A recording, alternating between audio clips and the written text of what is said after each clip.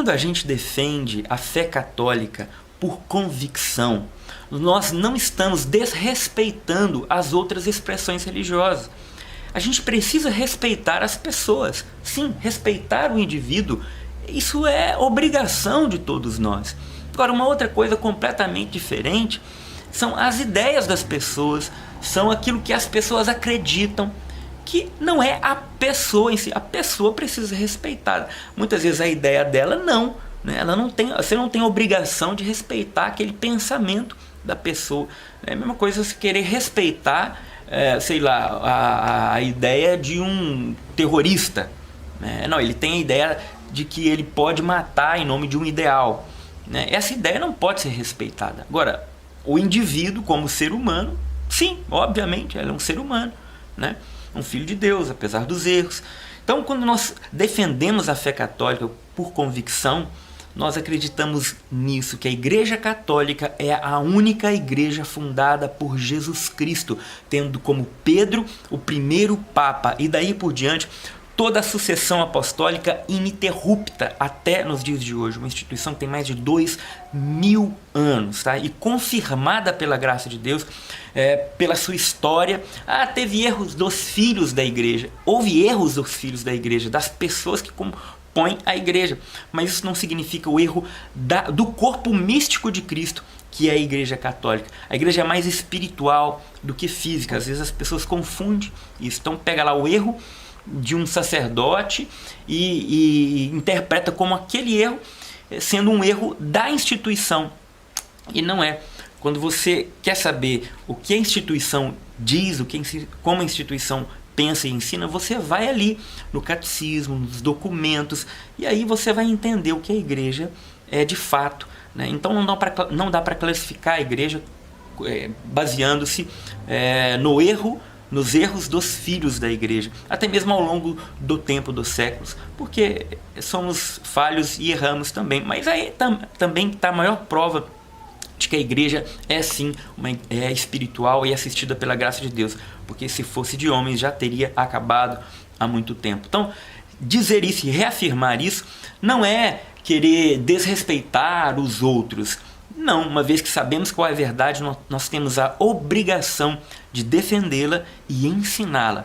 Esses dias para trás eu fiz um vídeo mostrando material didático de uma escola católica, dita católica, dos maristas, de apostilas de ensino religioso, mostrando candomblé, umbanda, quimbanda, os espíritos, orixás, ensinando tudo isso, ensinando lá judaísmo, budismo e tudo quanto é coisa, e lá no meio também o cristianismo.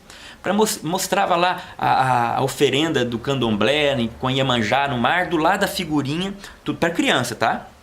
Do lado da figurinha está lá também uma festa religiosa católica, simbolizada por uma festa junina, né? De maneira pejorativa, baixa, rasteira, né? Fazendo um sincretismo, uma mistura danada. E isso é muito prejudicial, porque confunde a cabeça das crianças, né? Primeiro você tem que formar na fé, na doutrina católica, porque o pai que coloca um filho na escola católica está querendo isso, né? Depois, quando tiver mais velho, né, for mais velho um pouco, que tiver a concepção mais bem formada, então você vai mostrar que existem outras concepções religiosas, sem problema nenhum. Agora, mostrar que existe, até estudar, quando a criança, né, o jovem já tem uma formação, mas não ali na infância, mostrando como se fosse a mesma coisa, confundindo a cabeça da criança. Não, a gente mostrou isso aí, e é uma convicção que nós temos. A Igreja Católica é a Igreja de Cristo, fundada por Jesus Cristo, nosso Senhor, e temos a obrigação de defendê-la e anunciar e denunciar aquilo que é erro também, é a obrigação de todos nós, né?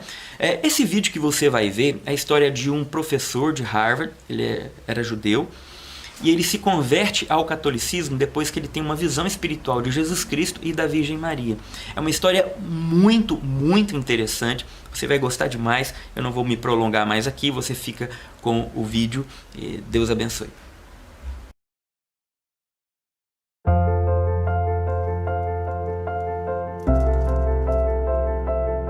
If God had not revealed himself to me, and if the Blessed Virgin Mary had not revealed herself to me and brought me into the Catholic Church, I probably would have died and I probably would have been condemned.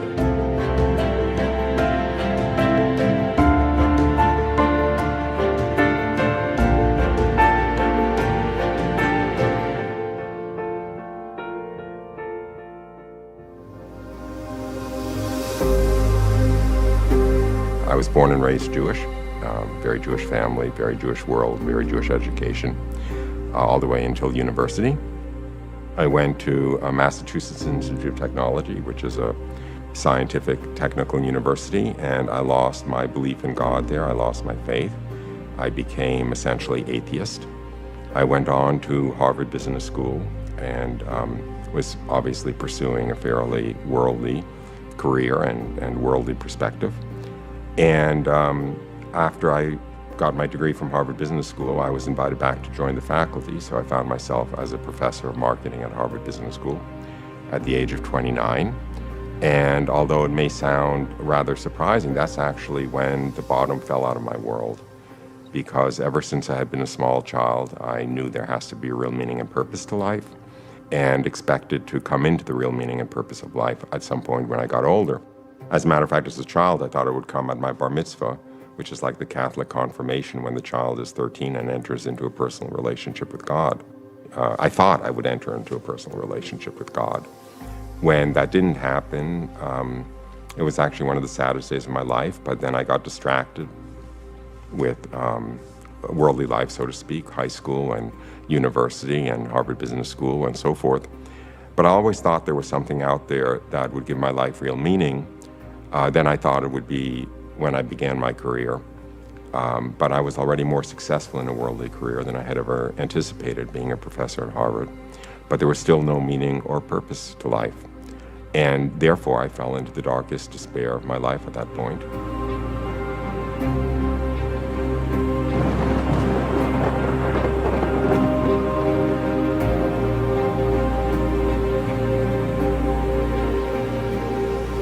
I was walking in nature early one morning in a kind of nature preserve right off the ocean that was half pine trees and half sand dunes. And I received the most spectacular grace in my life. From one moment to the next, I was walking along, lost in my thoughts. I had long since lost any hope in believing that God existed or anything like that.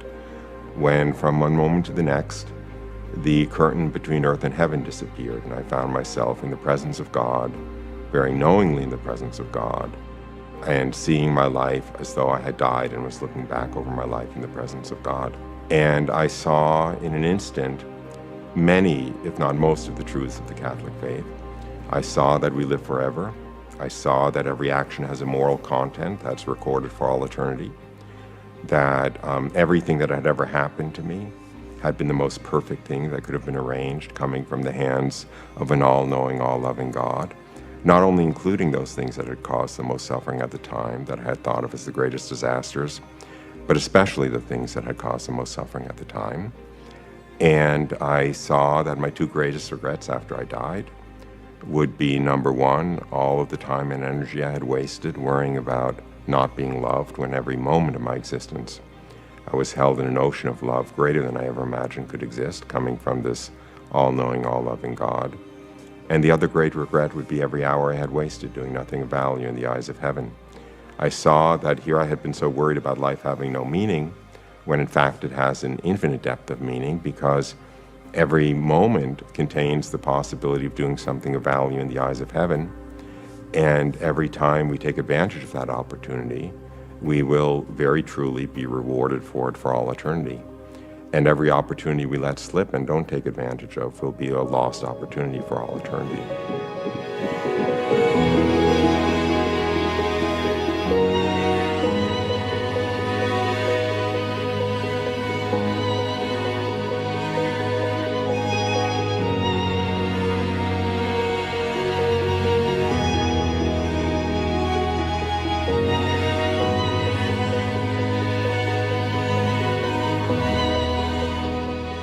The most overwhelming aspect of this experience, the most transformative aspect of this experience, was to come into the intimate and deep and certain knowledge that God himself, the God who not only created everything that exists, but created existence itself, not only knew me by name, not only cared about me, but had been watching over me, controlling everything that ever happened to me, but actually knowing how I felt at every moment and caring about how I felt at every moment, such that in a very real way, everything that made me happy made him happy, and everything that made me sad made him sad.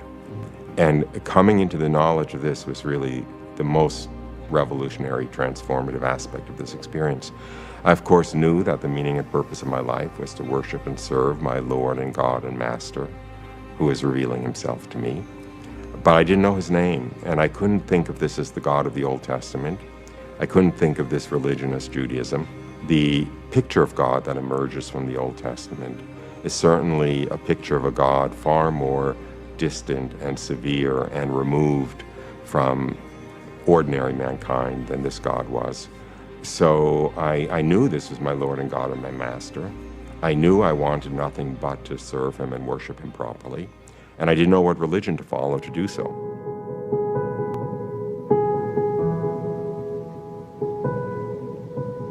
So I prayed at the time. I was actually still walking at the time, even though I had fallen into heaven, so to speak, and could see the spiritual world and was in this intimate communion with God. I was still also seeing the physical world around me. The physical world had become as though transparent, and I could see through it into the spiritual world. Anyway, as I was walking, I prayed to know the name of my Lord and God and Master, who is revealing himself to me, so I would know what religion to follow. And I prayed as I was walking along, let me know your name. I don't mind if you're Buddha and I have to become Buddhist. I don't mind if you're Christian and I have to become Hindu. I don't mind if you're Apollo and I have to become a Roman pagan, as long as you're not Christ and I have to become Christian. That desire for not to be Christ because I didn't want to become Christian came from my being Jewish, and I didn't want to kind of go over to the other side, to what I saw as the enemy side, and he respected that and he did not reveal his name to me. So I returned home happier than I had ever been in my life. I knew there was never any reason to be worried or anxious about anything, that absolutely everything that had ever happened to me had been the most perfect thing that could be arranged, coming from an all-knowing, all-loving God. And I knew that what awaited us, if we play our cards right, after we died, which was an eternity of a happiness and bliss and perfection greater than we could ever imagine. And all I wanted to do was know the name of my Lord and God and Master who had revealed himself to me, and what religion to follow to please him. And I had no idea. So since this had been a mystical experience, I turned in that direction to find out more about it, which was a very imprudent thing to do. And I looked into some rather foolish, new agey kinds of directions. But I also did something which bore great fruit, which was every night before I went to sleep, I would say a short prayer that I had made up to know the name of my Lord and God and Master who had revealed himself to me in that experience.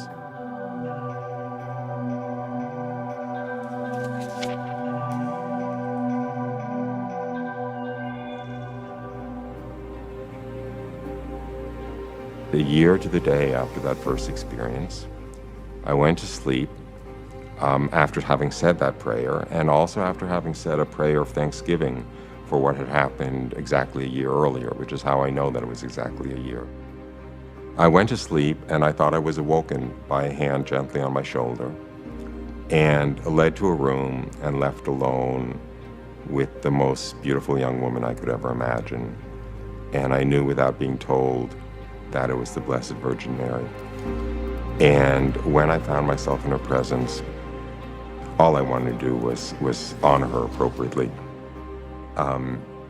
In fact, the first thought that crossed my mind was, oh my goodness, I wish I at least knew the Hail Mary. But I didn't. The first thing she said to me was she offered to answer any questions I might have for her. Well, my first thought was that I kind of wanted to ask her to teach me the Hail Mary so I could honor her appropriately. But I was too proud to admit that I didn't know it. So as a kind of indirect way of getting her to teach me the Hail Mary, I asked her what her favorite prayer to her was. She was a bit coy. Her first response was, I love all prayers to me. But I was a bit pushy, and I said, but you must love some prayers more than others. And she recited a prayer. Now, she recited in Portuguese, and I didn't know any Portuguese, so all I could do was try to remember the first few syllables phonetically, and the next morning, as soon as I woke up, I wrote them down phonetically. And later, after speaking to a Portuguese Catholic woman and asking her to recite all of the prayers to Mary in Portuguese, I identified the prayer as, "O Mary, conceived without sin, pray for us who have recourse to thee."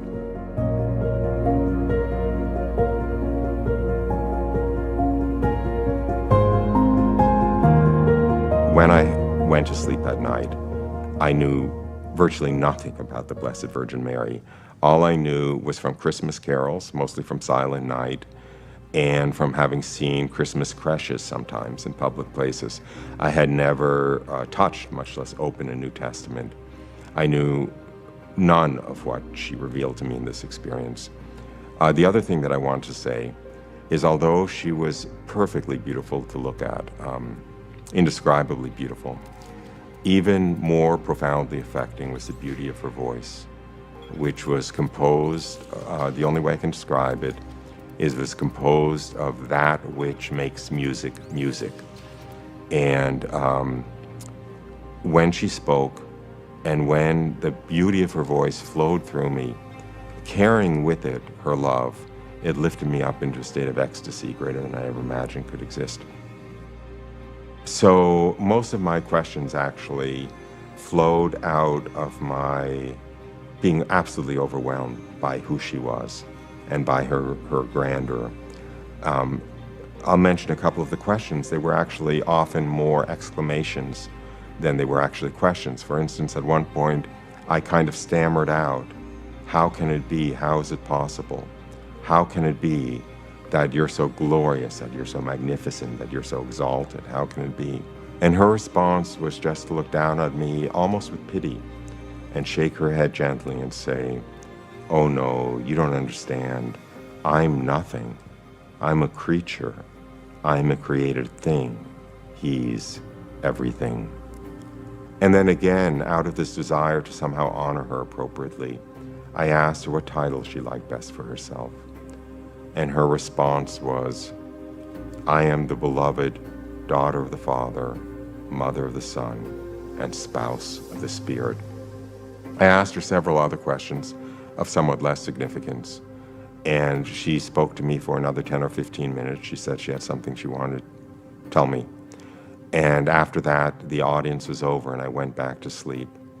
And the next morning when I woke up, I was hopelessly in love with the Blessed Virgin Mary, and I wanted nothing other than to be as fully and completely Christian as possible. I obviously knew from this experience that the God who had revealed himself to me a year earlier had been Christ.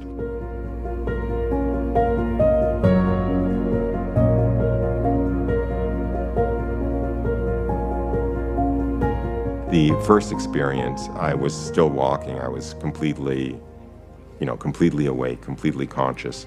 The second experience, the experience of the Blessed Virgin Mary, I thought I was awake at the time, and my memory represents it as though I had been awake. And I remember it with an absolute word-for-word clarity. I actually even remember thinking about other questions to ask that I had decided not to ask, and so forth. However, I now understand, although I didn't at the time, that if there had been a camera in the room, it would have shown me asleep in bed throughout that experience. When I woke up, I knew I wanted to be as fully and completely a Christian as possible. I literally did not know the difference between Protestantism and the Catholic Church. And there wasn't much I could do other than open a local phone book and start going to a local Protestant church. But as soon as I got to know the pastor a little bit, I shyly asked him about the Blessed Virgin Mary. And when he answered without the respect that I knew that she deserved, I knew this is no place for me. In fact, during that experience of her, I actually saw, this is difficult to describe, but I saw how all of the grace, all of the gifts that flow from divinity into humanity flow through the Blessed Virgin Mary. I saw her as a kind of pipeline or conduit connecting divinity to humanity, through which all of God's graces and gifts flowed. In fact, going back to that experience, it was very difficult for me to understand that the Blessed Virgin Mary was entirely and completely human and no more than human, because of how because of her unique connection, let's say, to the divinity.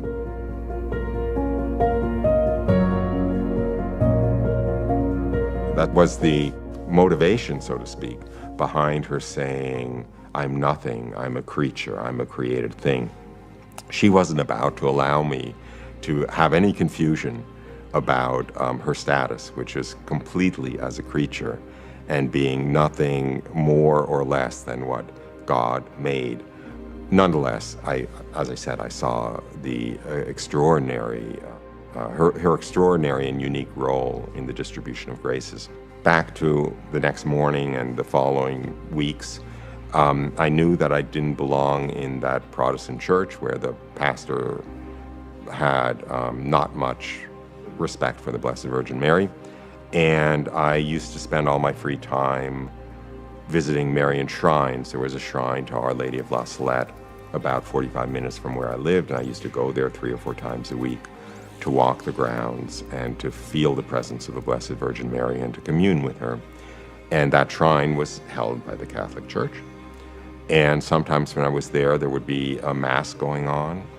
And whenever I was in the presence of a Mass going on, I was filled with a tremendous desire, I could almost say a lust, a greed, to receive the communion, to receive the Eucharist, even though I literally did not know what it was.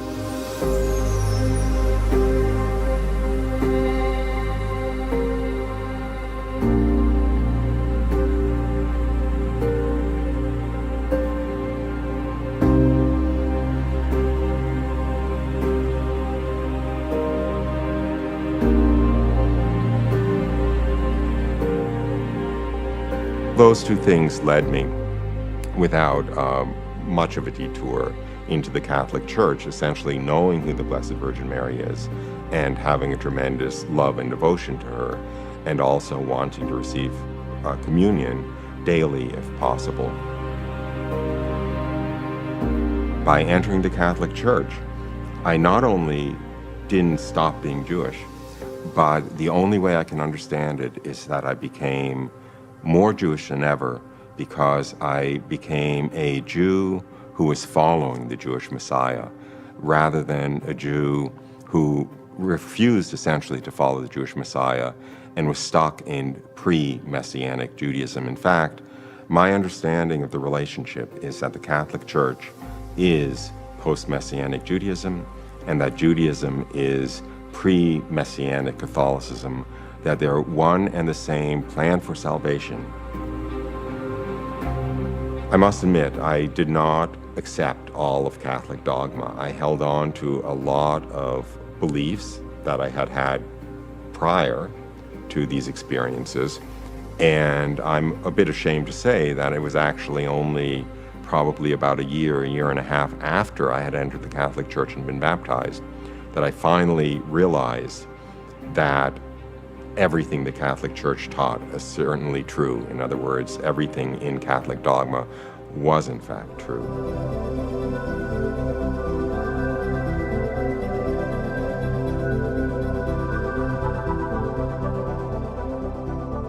And perhaps I'll mention that the last teaching that I was willing to accept was the eternity of hell. I almost refused to accept the fact that it was possible to be condemned to hell for all eternity. It just didn't make any sense to me. It didn't seem to be consistent with God's love and mercy and so forth.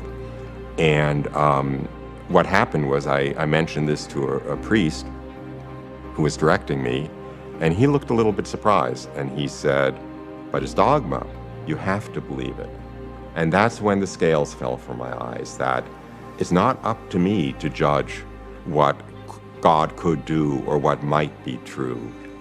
If it's taught as certainly true by the Catholic Church, then I know it to be true, not because it makes sense to me, but because it is revealed by God through the authority of the Catholic Church. And of course, over time, I came to understand from inside why it might be true.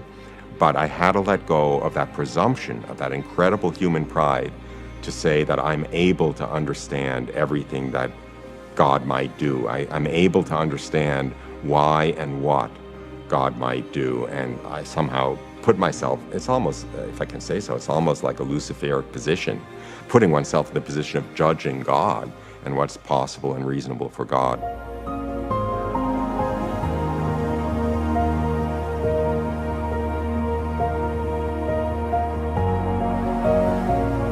And I am infinitely grateful that I received these experiences and was brought into the fullness of the truth, into a personal relationship with God, into knowing everything I wished to know as I was a child growing up, and of, without being presumptuous, a reasonable hope of an eternity of bliss and love in the presence of God.